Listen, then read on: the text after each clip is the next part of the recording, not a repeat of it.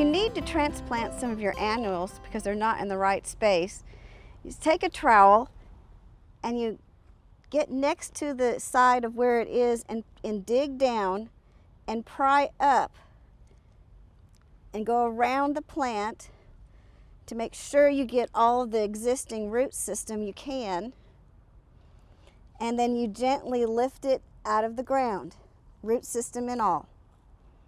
Once you're to the place where you want to plant it, if there's mulch there, you need to scrape the mulch away and dig a hole the size of the plant root ball that you have in your hand. Keep the soil level even with the soil level on the plant and gently plant it in place.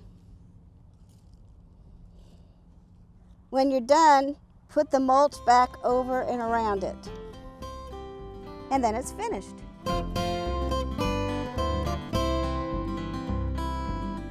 Thanks for watching. We have other quick tips. Just subscribe below.